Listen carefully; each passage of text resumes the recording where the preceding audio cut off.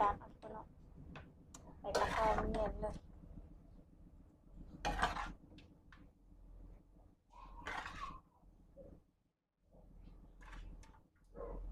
เดี๋ยวเราไปใจบัดกินนะทุกแล้วกระดูก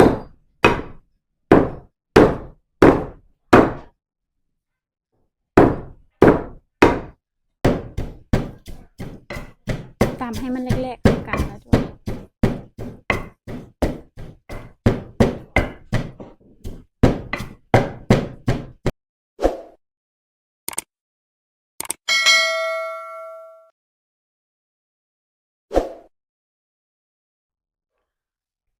ทักทายสบายดี FC ทุกคนเด้อแล้วก็สวัสดี FC วังไทยนะทุกคนมื้อนี้ก็มาพบกับสะพรคือเก่านะทุกคนเนาะมื้อนี้ก็สะพรก็บ่ได้พาพี่น้องไปทางใดเนาะมื้อนี้ก็ตอนค่ำๆสะพรก็เลยสิมาเฮ็ดเมนูกินแลงทุกคนเลยแต่บ่ได้พาพี่น้องไปถ่ายคลิปทางใดเนาะก็เลยมาถ่ายคลิปเมนูเฮ็ดคลิปอันกินข้าวแลงเด้อทุกคนอันนี้คือขาเป็ดทุกคนเนาะขาเป็ดสะพรนั่นซื้อมาตะหารแล้วทุกคนเลยขาเป็ดพันธุ์บ่เป็ดหยังก็บ่ฮู้เนาะเฮาก็เลยสิมาผัดใส่กะเพราเด้อทุกคนมื้อนี้ก็เด้เดี๋ยวสะพรสิพันกันเนาะสิเลิกเอาแต่ศีลมันเลยทุกคน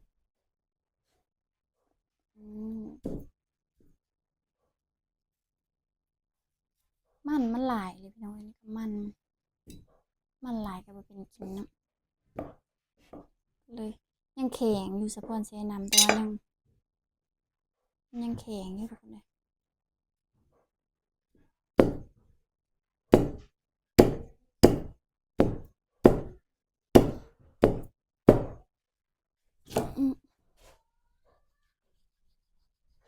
ให้ได้สิได้เนาะ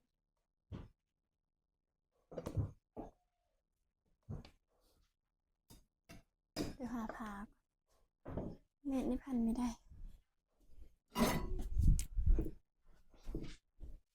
เอาสิเป็นเอาผ้าเลยทุกคนพอมีดนั้นพันเข้า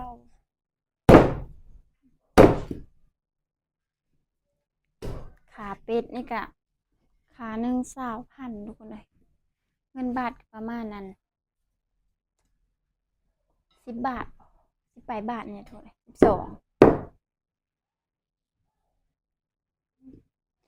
10,000นะแบบนี้เลย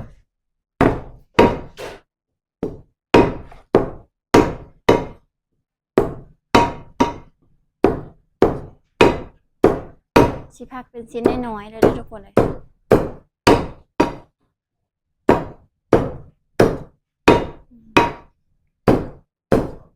กระดูกกับผักเข้ากันเลยเดี๋ยวเราไปใจบัดกินนะทุกแล้วกระดูก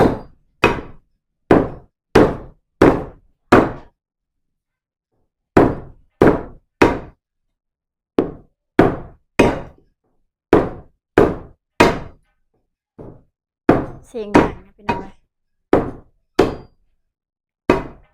วันนี้ก็ประมาณตอนนี้ประมาณ6 โมงแรกนะทุกคนเลย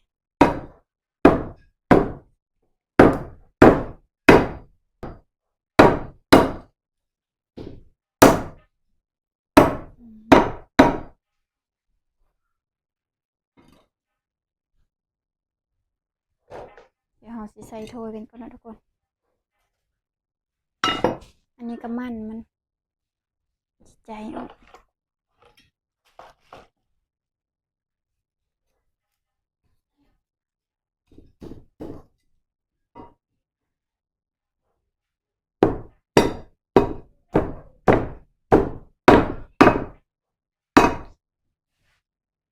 เอาสิแล่เอาแต่ซีนเนาะทุกคนมันเนี่ยสะพรบ่ได้เอาเด้อทิ่ม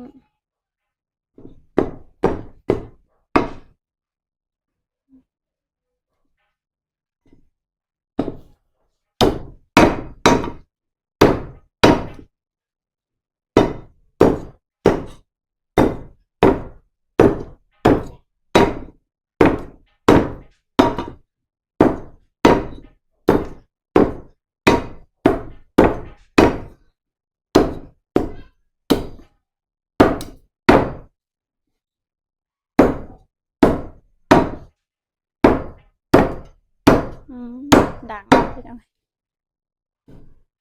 ก็สิพักตอนน้อยตอนใหญ่พักอะ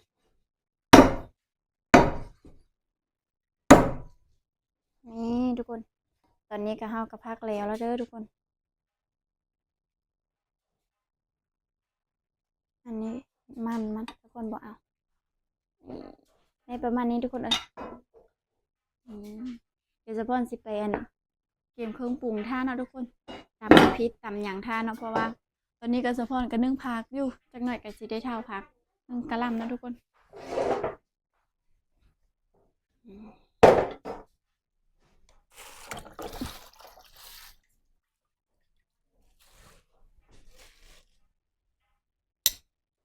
เดี๋ยวเรามาจอบกะหล่ำก่อนเด้อทุกคนนี่ซุกแล้วมันซุกเลยเดี๋ยวสะพอนสิได้เท่าแล้วทุกคนเลย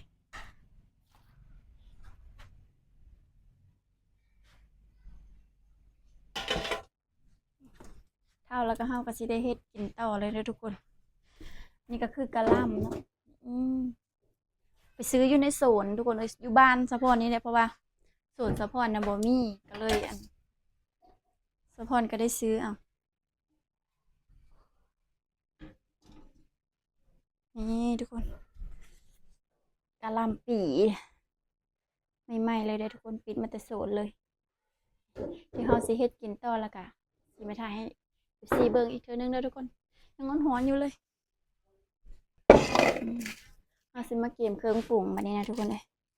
อันนี้คือมะเขือนะมะเขือห้าวทุกคนเลยเพราะว่ายามนี้ก็อยู่สวนกับบ่ได้มีมะเขือดิบเนาะก็เลยซื้อมะเขือห้าวมากิน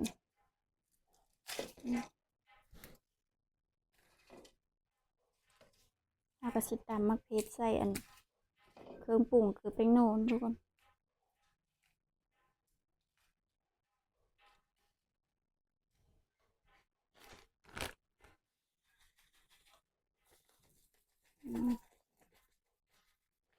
ใส่แป้งโน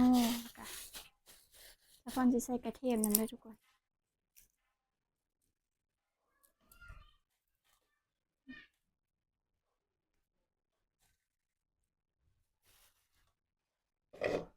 จะได้ต่ำมาเลย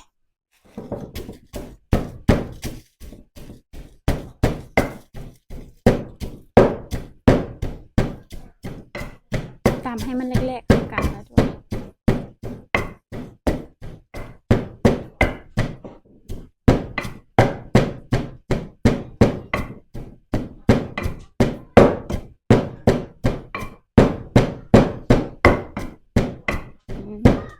ตอนนี้ก็แล้วเด้อทุกคนเราสิได้ทำการผัดใ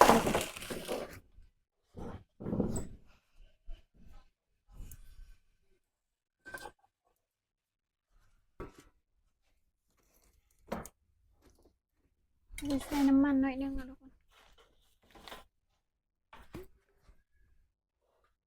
เราใส่หลายเนาะเพราะว่ามันอยู่แล้ว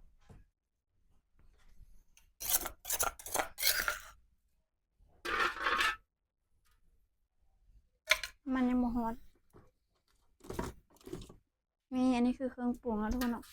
อยากกระซีโคกระเทียมกับอันนี้ก่อน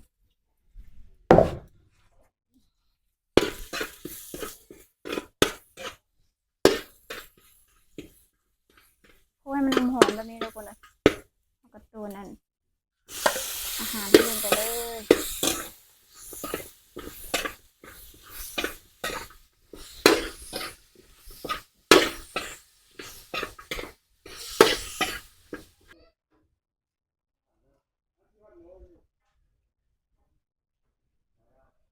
นี่เราก็สิใส่อันนี้นะทุกคน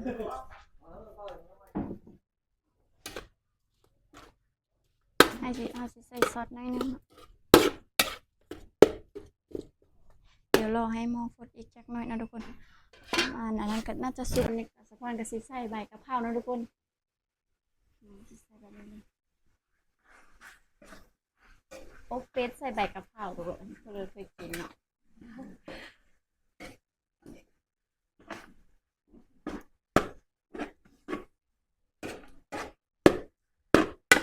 นี่ทุกคนสะพอนจะได้ทำการปรุงมันพอสุกแล้วดิ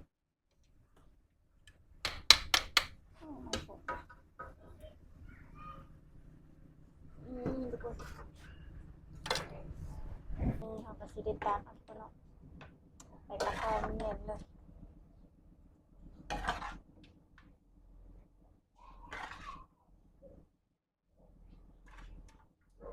นี่ทุกคนเดี๋ยวเราก็สิได้กินข้าวด้วยทุกคน ตอนนี้ก็อยากกินข้าวแล้วเนาะทุกคนตอนนี้กับสะพอนก็สิได้กินข้าวแล้วเนาะมาเด้อเอซีทุกคนเพราะว่าจะพังไทยหรือฟังลาวเนาะเอซีสะพอนนี่ทุกคนแล้วเรากินกับนึ่งกะหล่ำปีเด้อทุกคนกับข้าวเหนียวสะพอนบ่ได้หุงข้าวทุกคน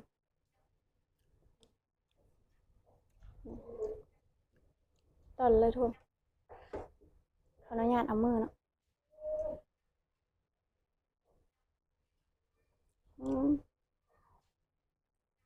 แซ่บทุกคนหอมกะเพรา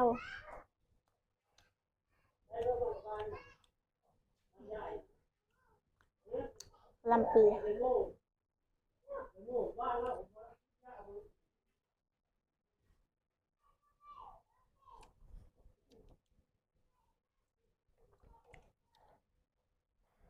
หอนๆอ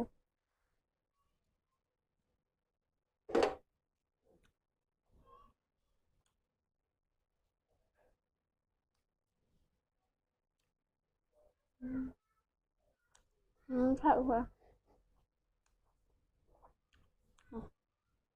ต้องกะเพราเน้นๆเลย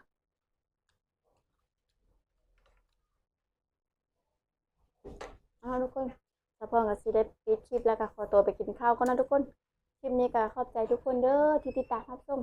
ฝากทุกคนกดไลค์กดแชร์กดติดตามสะพอนในเด้อเพื่อเป็นกำลังใจในการในคลิปต่อไปทุกคนคลิปนี้ก็บ๊ายบายพบกันใหม่คลิปหน้าได้ทุกคน